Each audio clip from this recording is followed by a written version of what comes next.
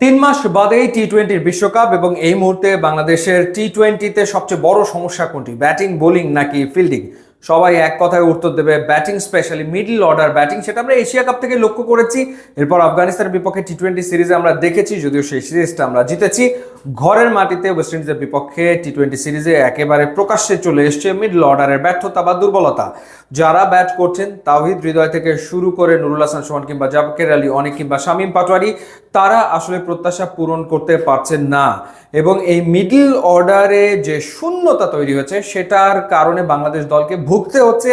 বাংলাদেশ কাঙ্ক্ষিত সাফল্য আসলে পাচ্ছে না। সেই ক্ষেত্রে বিসিবির যে ক্রিকেট অপারেশনস কমিটি রয়েছে কিংবা নির্বাচকরা রয়েছেন, তারা নিশ্চয়ই নতুন প্লেয়ারের সন্ধানে নামবেন, কারণ হাতে সময় মাত্র 3 মাস। একটা অপরচুনিটি বিসিবির সামনে রয়েছে। সেই অপরচুনিটিটা হচ্ছে এসিসির একটা টুর্নামেন্ট, যে টুর্নামেন্টটার আগে নাম ছিল এমার্জিং এশিয়া কাপ। তো সেই এমার্জিং এশিয়া কাপ এবার নতুন নামে মাঠে গড়াচ্ছে। নতুন নাম হচ্ছে কি যেন নাম, ACC Asia cup rising stars championship, যেটা শুরু হবে 14ই নভেম্বর থেকে কাতারের দোহায়। বাংলাদেশ পড়েছে শ্রীলঙ্কা, আফগানিস্তান এবং হংকংয়ের গ্রুপে। তো আরেক গ্রুপে রয়েছে পাকিস্তান, ইন্ডিয়া, ওমান আর সংযুক্ত আরব আমিরাত।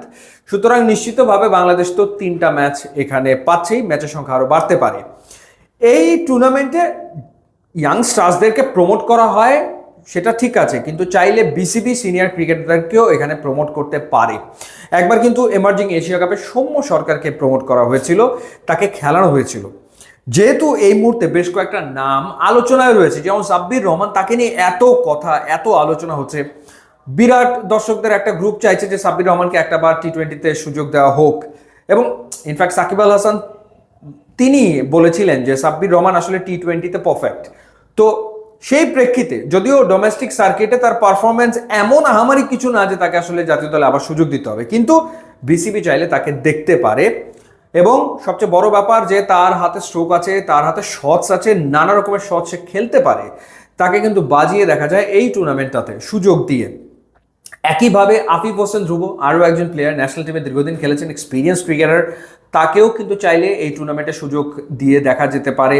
মোসাদ্দেক রয়েছে, ইয়াসির রাব্বি রয়েছে, এখনো দল ঘোষণা করা হয়নি, কিন্তু আন্ডার-19 যে টিমটা এই মুহূর্তে আফগানিস্তানের বিপক্ষে খেলছে, সেই টিমের বেশ কয়েকজন এই টিমে খেলবে। যেমন জাওয়াদ আবরার কনফার্ম হয়ে গেছে, ওপেনার সে থাকছে। এছাড়া সামিউন বাশির কিংবা রিজান, তাদের থাকার সম্ভাবনা রয়েছে এই টিমে। এই টুর্নামেন্টে তারা খেলবে। তার সাথে বেশ কিছু অভিজ্ঞ ক্রিকেটারকে বাজিয়ে দেখতে পারে, যারা আসলে বিবেচনায় রয়েছে, আমরা দেখবো হয়তো। সুতরাং এটা একটা সুযোগ, অর্থাৎ যাদেরকে নিয়ে এত আলোচনা চলমান রয়েছে, বিসিবি চাইলেই খেলিয়ে দেখুক তারা কিরকম পারফর্ম করে। যদি পারফরমেন্স ভালো হয় তাদের, শ্রীলঙ্কা এর এগেনস্টে, আফগানিস্তানের এর এগেনস্টে, তাহলে ডেফিনেটলি তাদেরকে বিবেচনা করা যেতেই পারে টি-20 দলে, বা বিশ্বকাপের ভাবনায় তাদেরকে রাখাই যেতে পারে। এটা একটা দারুণ সুযোগ। এখন দেখা যাক বিসিবি সেই সুযোগটা কতটা কাজে লাগায়। ইউটিউব এবং ইনস্টাগ্রাম লিঙ্ক দেওয়া আছে, আপনারা যোগ দিলে খুবই খুশি হবো। And thanks for watching.